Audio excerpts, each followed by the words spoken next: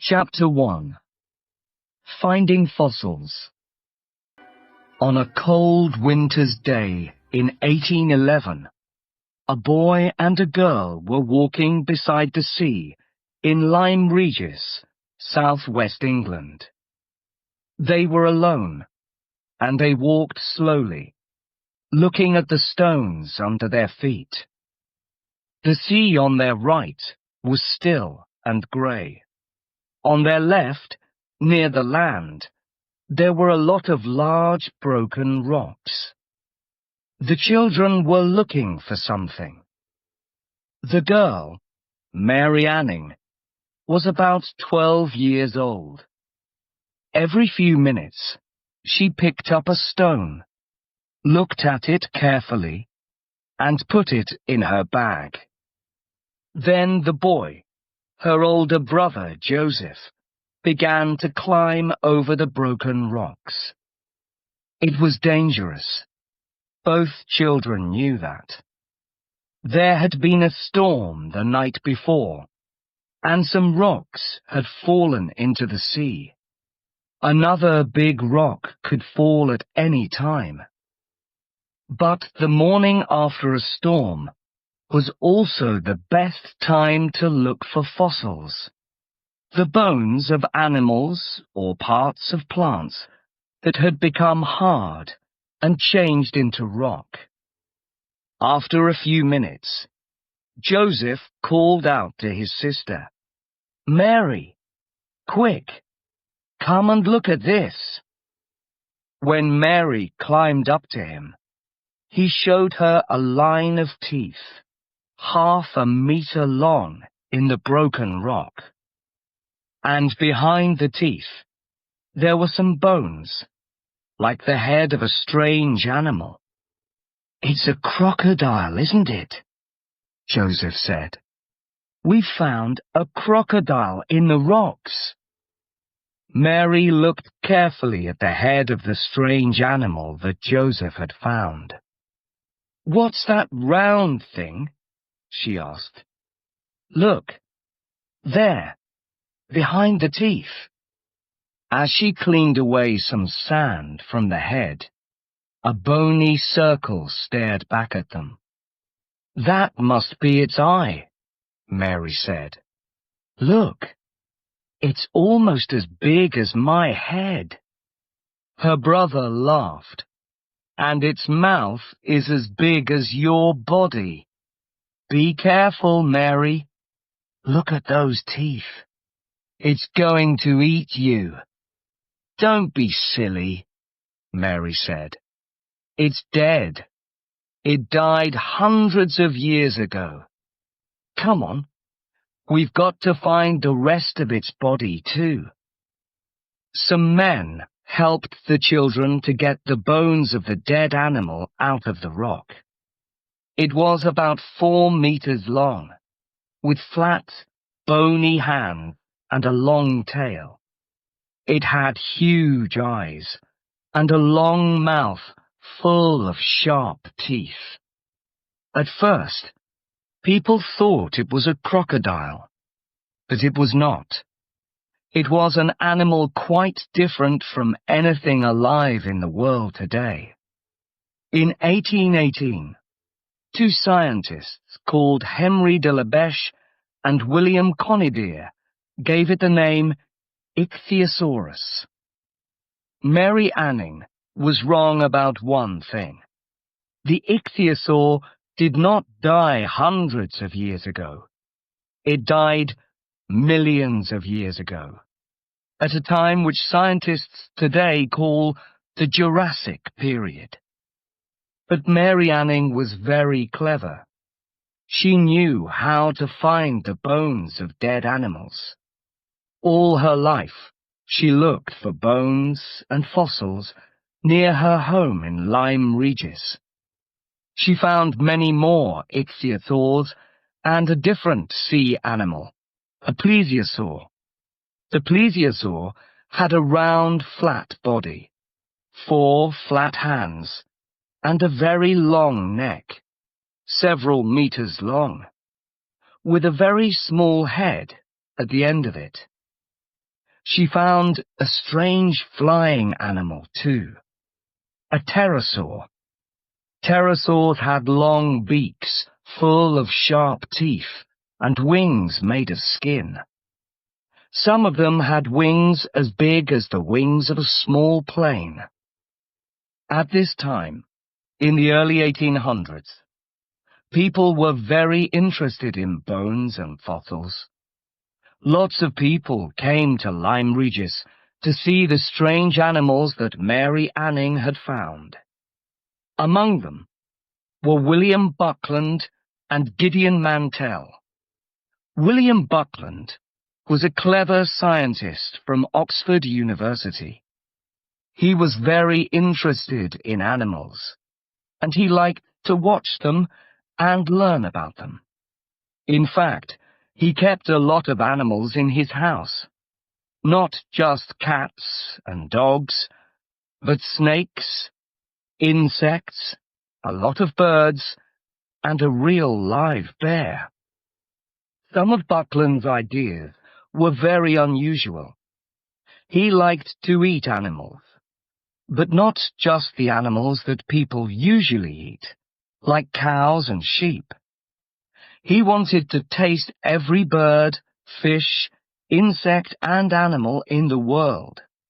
So every time he found a new type of animal, he cooked and ate it.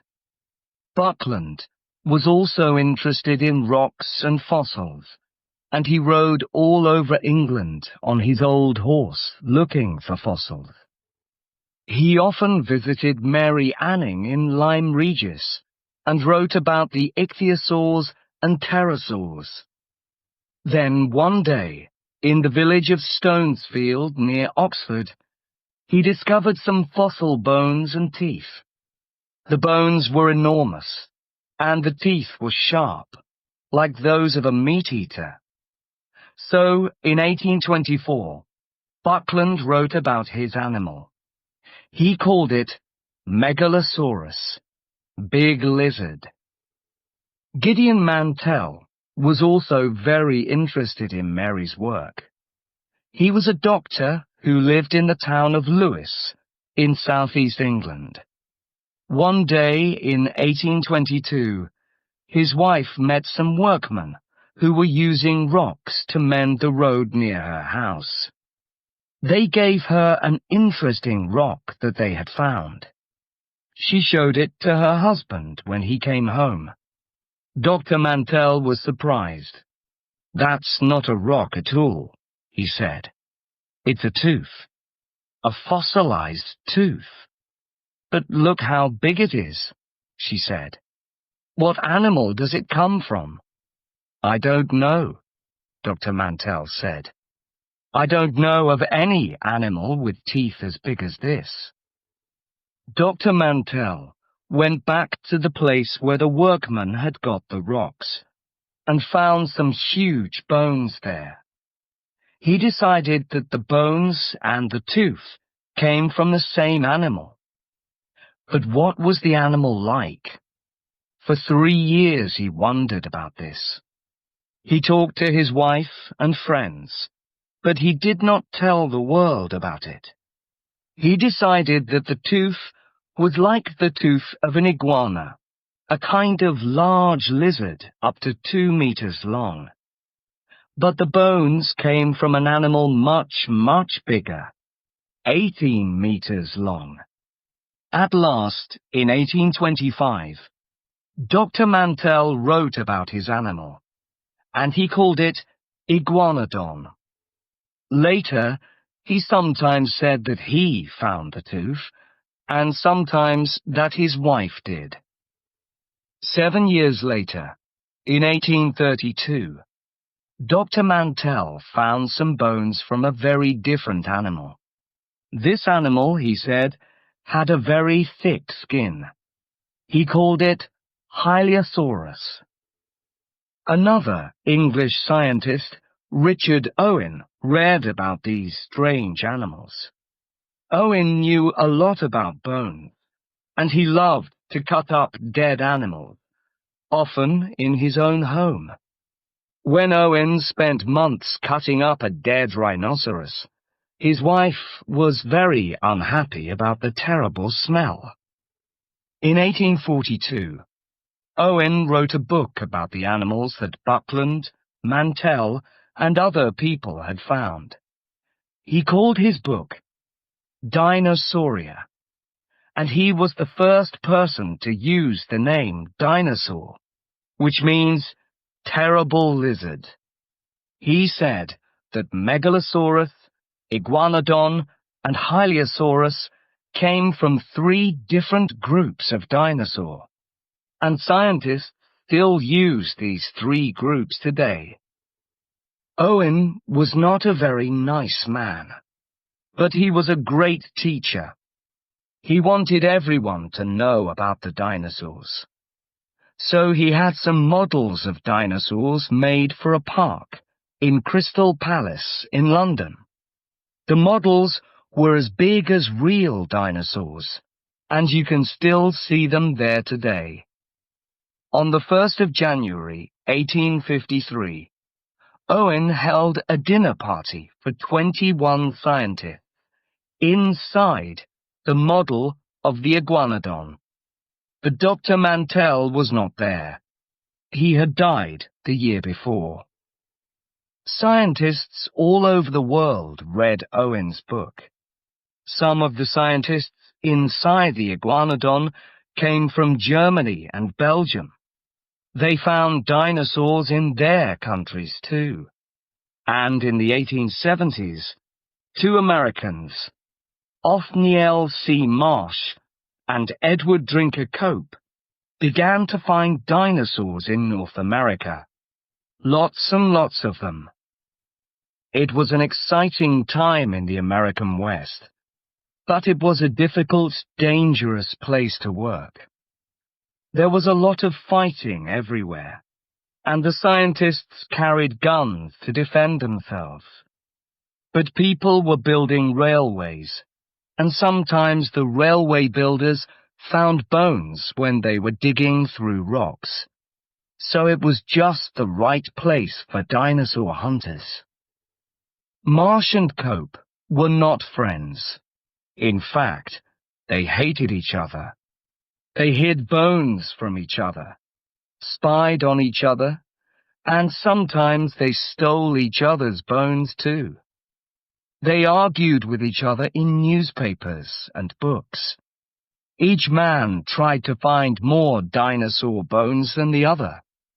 The fight between them, which went on for about 20 years, was called the Bone Wars. Marsh won the Bone Wars. He discovered 80 new types of dinosaur, while Cope only discovered 56. But the Bone Wars made dinosaur hunting very popular, and by the time Marsh and Cope died, everyone knew about dinosaurs. Since then, scientists have found dinosaurs in South America, Asia, Africa, India, Europe, and Australia. Some of the most interesting dinosaurs today are the ones that scientists are finding in China. People have even found a few dinosaurs in Antarctica. In fact, just like people, dinosaurs lived all over the world. Chapter 2: Dinosaur Numbers. Everything about dinosaurs is extraordinary. Many of them were big, much, much bigger than humans. The biggest of all, Argentinosaurus, weighed more than 15 elephants. The tallest dinosaur, Sauroposeidon, could lift its head 18.5 meters above the ground. That is tall enough to look in through the 6th floor window of a modern building. The longest dinosaur, Diplodocus, was 35 meters long, longer than 3 buses, and its tail was 21 meters long. The end of that tail could move frighteningly fast, fast enough to knock a man's head off. Many dinosaurs were very, very dangerous. Spinosaurus, for example, was much bigger than an elephant. It had a mouth like a crocodile, but much, much bigger. It had 100 sharp teeth. An animal like that could probably kill and eat a human in 2 or 3 minutes. Luckily, however, there were no humans alive at the time of the dinosaurs. That is because the dinosaurs lived an enormously long time ago. It is really hard to understand how long, but it is important to try. How long have there been people like us, modern humans, on Earth? Well, scientists say that we have been here for about 190,000 years. But before that, there were early humans, people who were almost human, but a little bit different from us. The oldest early human that scientists have found died 3.2 million years ago. That is a very long time ago. But it is nothing to the time that the dinosaurs lived. The last of the big dinosaurs died 65 million years ago. So all dinosaur bones are at least 65 million years old. But many of them are a lot older, of course, because that is when dinosaurs ended.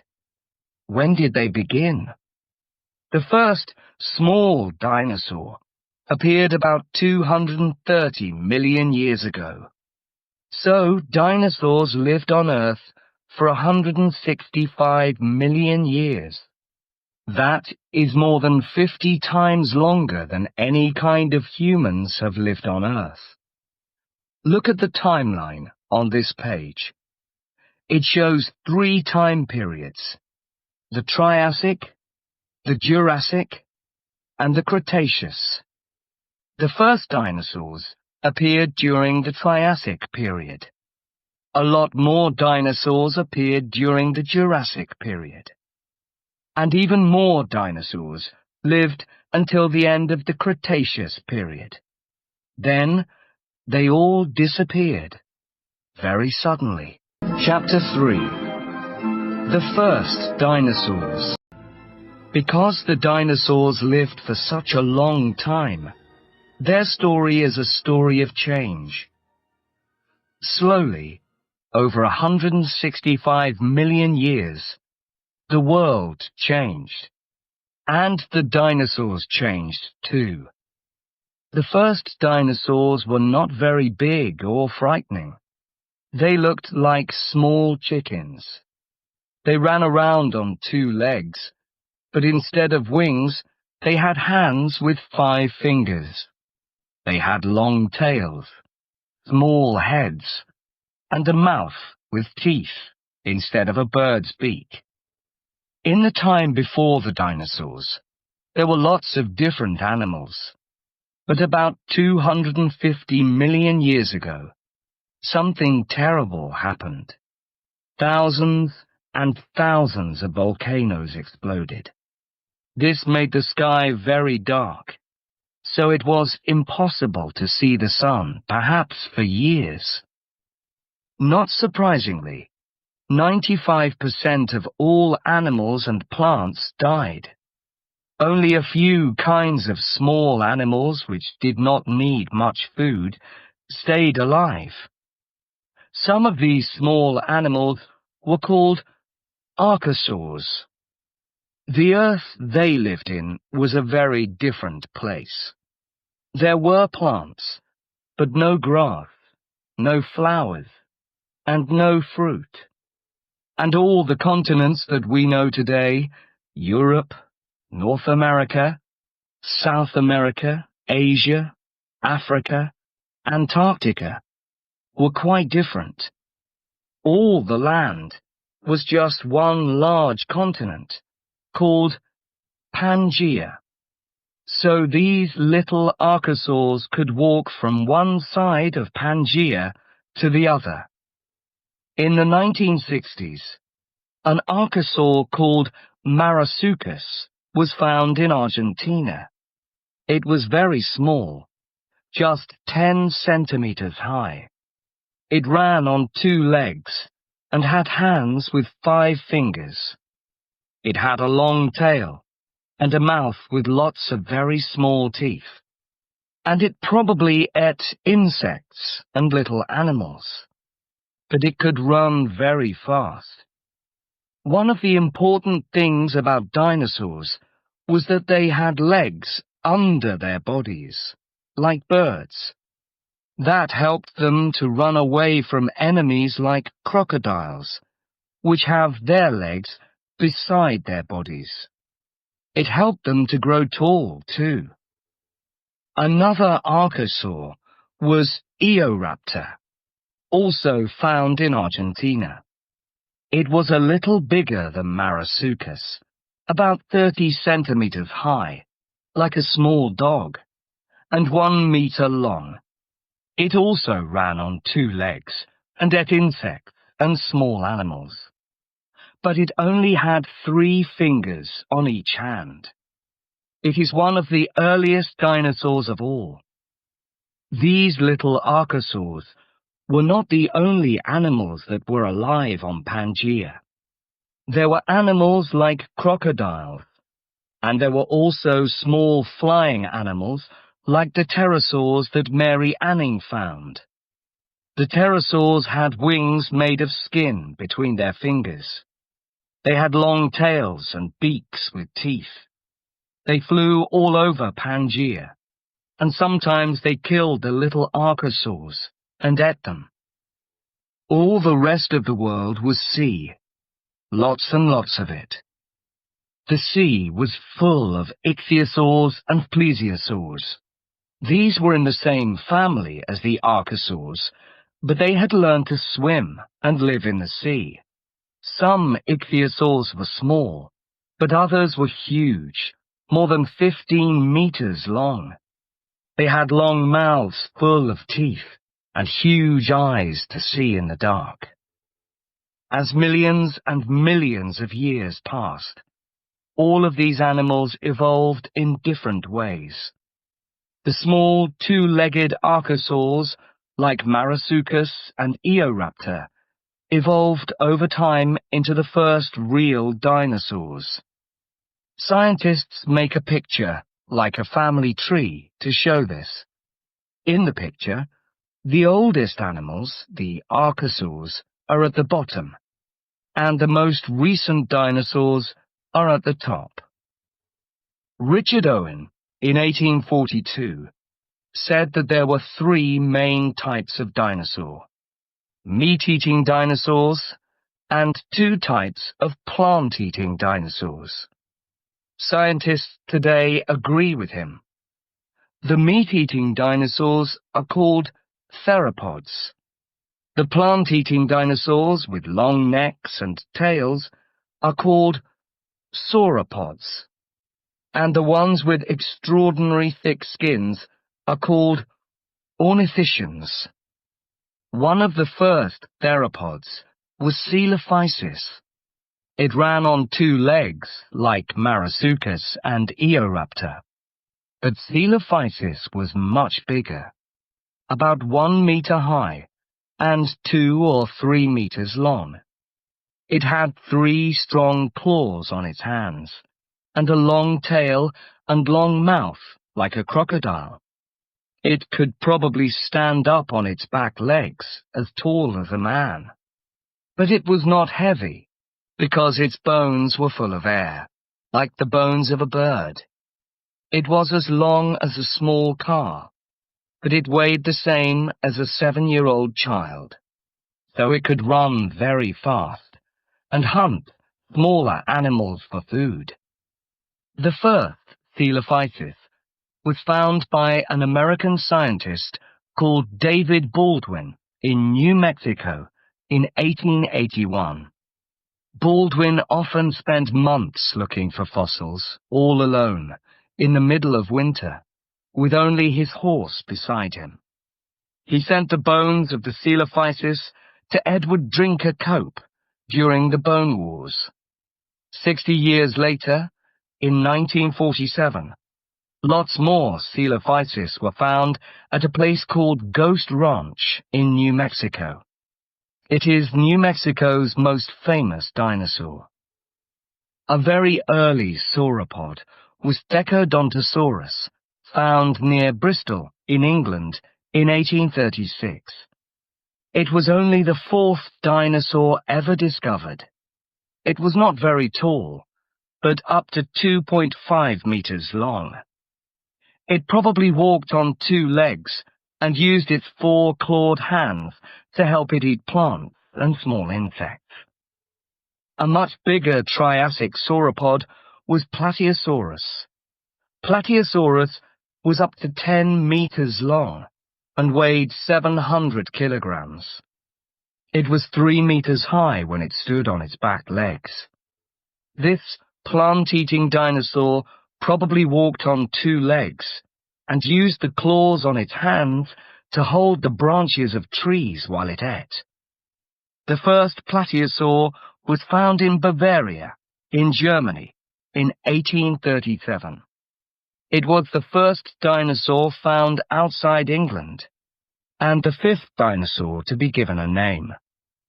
Since then, 50 more plateosaurs have been found in France, Germany, Norway, Switzerland, and Greenland.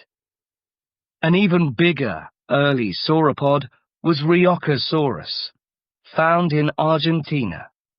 It was up to 2.75 meters high, 11 meters long, and weighed up to 3 tons. It needed to eat a lot of plants every day in order to stay alive. And by the end of the Triassic, there were a lot more plants for these dinosaurs to eat. By the end of the Triassic, the little 2-legged archosaurs had evolved into 2 main types of dinosaurs. The plant-eating sauropods, like Plateosaurus, and the meat-eating theropods, like Coelophysis. The 3rd type of dinosaur, the ornithischians, came later. But slowly, over millions of years, the Earth continued to change. And as the Earth changed, the dinosaurs changed too. They grew bigger and stronger and much, much stranger. As the Triassic period changed into the Jurassic period, the Earth got warmer. And as the Earth got warmer, the dinosaurs got bigger. There was more water in the air, and this helped plants to grow. As the plants grew bigger, there was more food for the animals to eat. So the plant-eating dinosaurs grew bigger and bigger. The largest Jurassic dinosaurs were the sauropods, the big plant-eaters. They had very big, heavy bodies with long necks and tails. Because their bodies were so heavy, they walked on all 4 feet. They used their long necks to eat leaves from tall trees, and they used their long, strong tails to defend themselves. They had small heads with very small brains, often about 100 grams, or as big as an orange. One of the earliest Jurassic sauropods is Barapasaurus, which was found in India. It was 18 meters long and weighed up to 55 tons. But that was only the beginning. In the middle and later Jurassic periods, the sauropod dinosaurs began to grow very big indeed. By the mid-Jurassic, some sauropods could reach leaves that were 10 meters from the ground. The bones in these dinosaurs' necks were hollow in places, so they were not as heavy as other bones. That made it easier to lift these very long necks. The sauropods' hands still had fingers, which they could use to hold trees and plants, but they mostly walked on 4 legs. They could not run because they were too heavy. In some ways, they were like elephants. They probably moved slowly, and they lived in large family groups or herds. Most big sauropods had at least 100 teeth. Some had 600. But even for an animal with so many teeth, some plants were probably hard to eat. Scientists have found stones in sauropod stomachs. They think that the dinosaurs ate the stones, which then helped to break up the leaves that they ate. 2 of the largest sauropods were Diplodocus and Apatosaurus. These were found in America in the 1870s by Cope and Marsh. They had small heads, heavy bodies, and big stomachs. They ate a lot of food and grew very quickly. A young apatosaur probably grew 15 kilograms heavier every day. All these animals had very long, strong tails, which they used to defend themselves. Shunosaurus, a dinosaur from China, actually had sharp, bony spikes on the end of its tail to hit its enemies with. Another big Jurassic dinosaur was Brachiosaurus, found in the USA and Africa. An adult brachiosaur weighed up to 50 tons and was 26 meters long. Unlike most dinosaurs, its front legs were longer than its back legs. This meant that it could lift its huge head on its long neck, about 16 meters above the ground. On top of its head, between its eyes, Brachiosaurus had a big, hollow nose full of air. Scientists think that it used this nose to make loud noises, perhaps to sing to its friends and frighten its enemies. Then there was Mamenchisaurus, another enormous Jurassic dinosaur from China. This huge dinosaur was 25 meters long. Its neck was 12 meters long, one of the longest necks of any animal ever discovered. But why were these dinosaurs so big?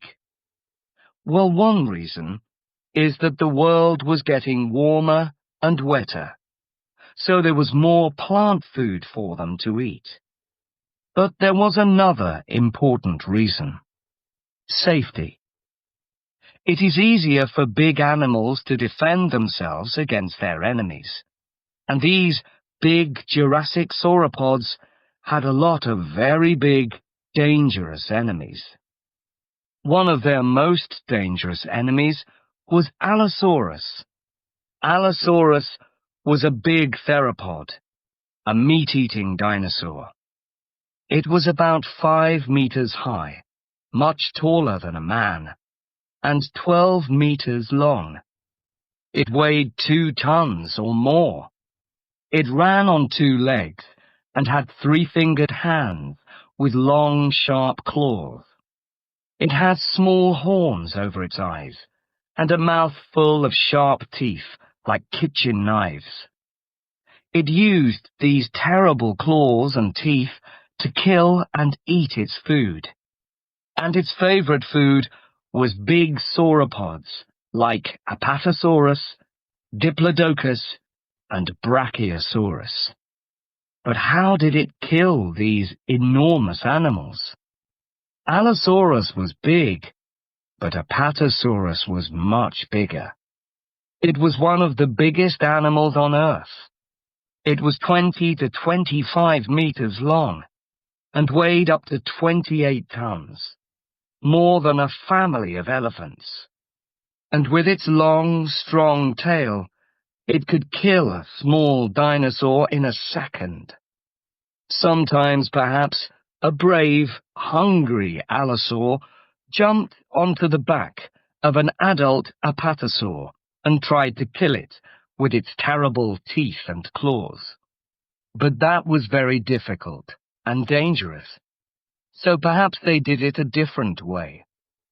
Some scientists think that allosaurs hunted in family groups, so perhaps 4 or 5 terrible meat-eaters all jumped onto the back of one apatosaur together.